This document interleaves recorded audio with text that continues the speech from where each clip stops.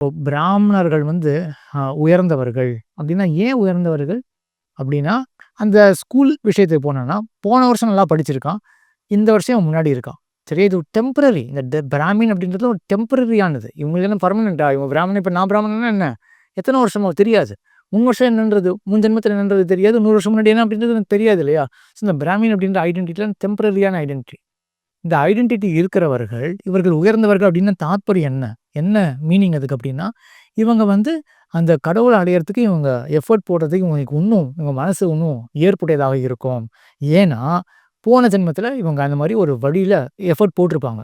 அதுக்கு முன் ஜென்மத்தில எஃபோர்ட் போட்டிருப்பாங்க. ஸோ, அந்த எஃபோர்ட்டுக்கு பலனாக இவங்களுக்கு வந்து இந்த ஜென்மத்தில கடவுள் அடையறதுக்கு வாய்ப்பு அதிகமாக இருக்கு. இவ்வளவுதான் பிராமணர்களுக்கு ஏற்றம்.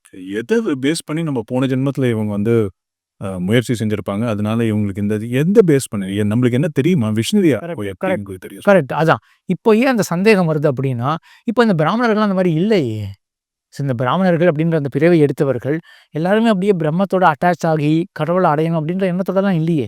எல்லாருமே ஃபாரினுக்கு எப்படி போகணும் அப்படின்ற ஒரு எண்ணத்தோட தான் பெரும்பாலும் இருக்கார்கள் பிராமணர்கள். ஸோ இந்த குழப்பம் இப்போ வருது. அந்த காலத்தில பெரும்பாலும் அந்த அந்த எப்படி தெரிய வந்தது அப்படின்னு கேட்கிறீங்க இல்லையா? அதுக்கு அந்த ரிஷிகள் கண்ட அந்த வேதங்கள் தான். ஸோ அந்த வேதங்கள் வந்து இந்த மாரி ஒரு சொல்லியிருக்கு. இந்த பிறவி எடுத்தவர்கள் போன ஜென்மத்தில நல்லது பண்ணியிருப்பாங்க. அதனால இந்த ஜென்மத்தில அவங்க கடவுள் அடையறதுக்கு அவங்களுக்கு அநேகமா அவங்களுக்கு ஒரு எண்ணம் தன்னடையே வரும். கடவுள பிராமினா இருந்தா எண்ணமானது தன்னடையே வரும். பிராமின் இல்லன்னா அந்த எண்ணம் வராதா? ஆ அதாவது பெரும்பாலும் வராது அவ்வளவுதான். எண்ணம் வராதுன்னு இல்ல. இப்ப ஆழ்வார்கள் தான் இருந்தார்கள். அவருக்கு எண்ணம் வரலையா? ஆழ்வார்கள் தான் வைணவ குருமார்களே. ஆக இதெல்லாம் வந்து ஒரு பெரும்பாலும் இவர்களுக்கு எண்ணம் வராது அப்படின்றது அந்த அது ஆக்சுவலா இப்படி வேணா வச்சுப்போமே. எண்ணம் வருமா வராதா அப்படின்றது நம்ம அத பத்தி நம்ம அது போக வேண்டாம். ஏன்னா அது யாருக்கு வருது, யாருக்கு வராது அப்படின்றது நமக்கு தெரியாது.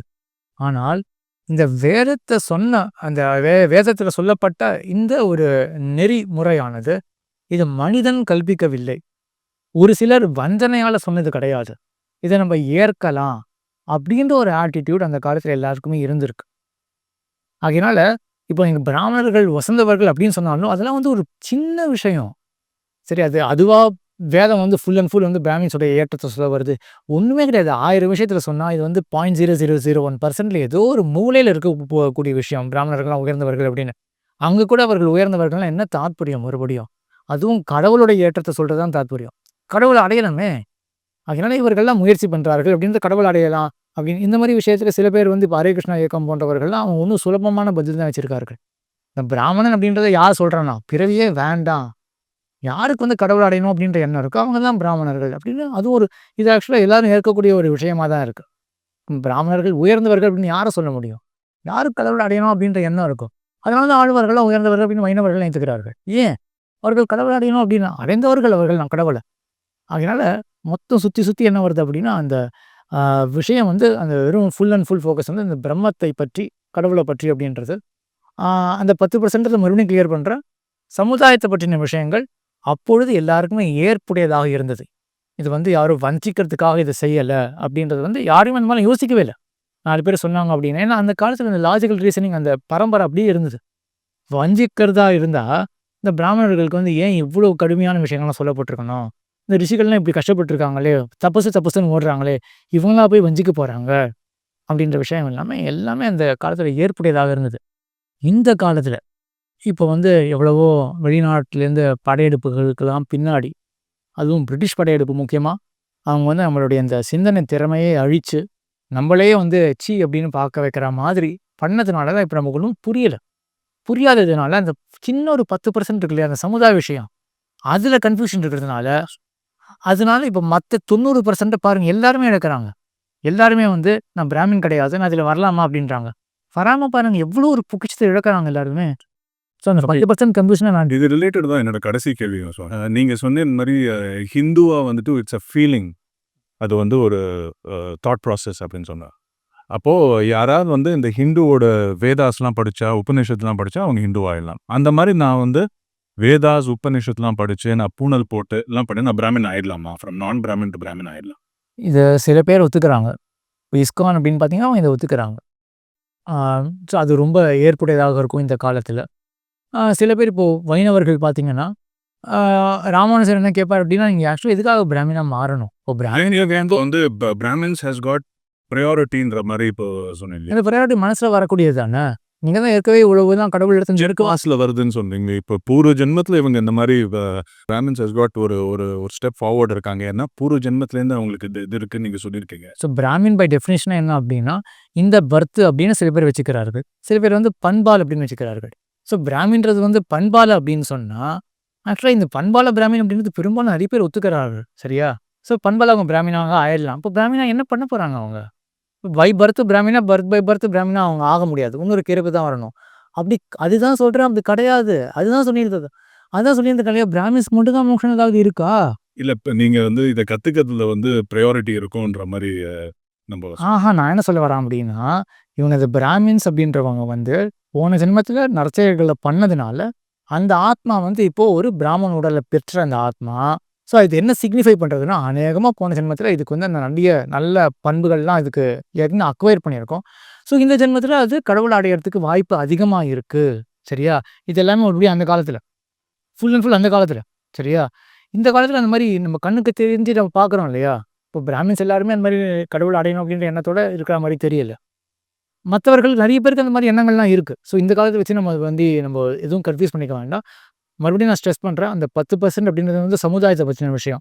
அது அந்த காலத்தில் ஏதோ நடந்திருக்கு. சரியா? அந்த காலத்தில் எல்லாருமே அக்செப்டடாக ஏதோ ஒரு ரூல்ஸ் அண்ட் ரெகுலேஷன்ஸை வச்சுருக்கார்கள். இந்த காலத்தில் அது எவ்வளவோ சிதைவு ஏற்பட்டிருக்கு.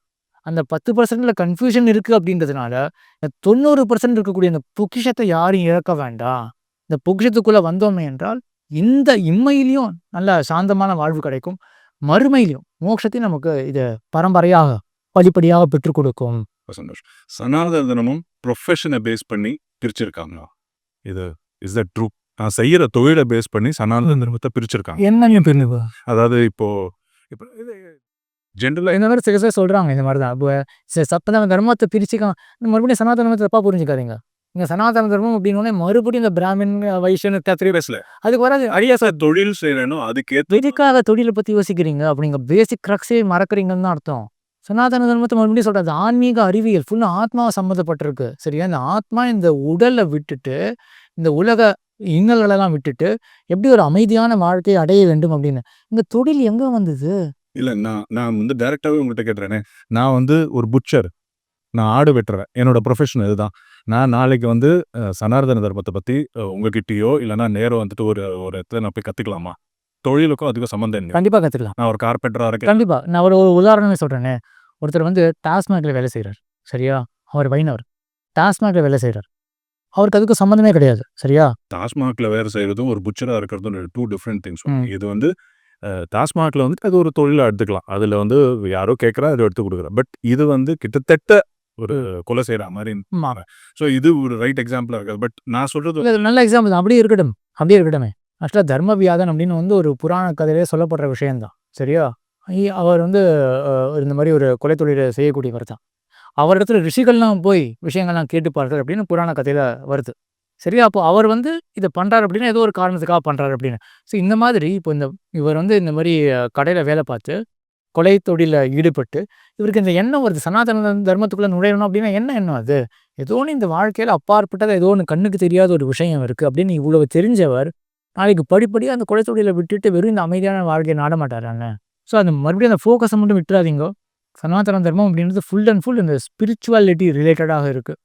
இந்த ஜென்மத்திலையும் நமக்கு வந்து நல்ல ஒரு ஆன்மீக சாந்தமான வாழ்க்கையை கொடுக்கறதும் அதே போல் மேலும் மேலும் நல்லா நம்மளுடைய எண்ணங்களை மேலும் மேலும் வளர்க்கறதுக்காக பயன்படுத்தக்கூடிய ஒரு விஷயமாக தான் சனாதன தர்மத்தை நம்ம பார்க்கணுமே ஒழிய இந்த கேஸ்ட் சிஸ்டம் அப்படின்ற குழப்பத்தை வச்சுட்டு அந்த 10% குழப்பத்தை வச்சுட்டு 90% இருக்கக்கூடிய அந்த பொக்கிஷத்தை நம்ம யாரும் இழக்க வேண்டாம் அப்படின்னு தான் க்ரக்ஸ். ரொம்ப ரொம்ப சந்தோஷம் சாமி, உங்கள் டைம் ஸ்பெண்ட் பண்ணி இந்த இதில் வந்து இவ்வளோ பெரிய என்னோட கொஷின்ஸ் உங்களை இது கொஞ்சம் டிவேட் ஆகிருக்கலாம். பட் ரொம்ப ரொம்ப என்லைட்னிங் வந்தது. Thank you so much for your time. மிக்க நன்றி.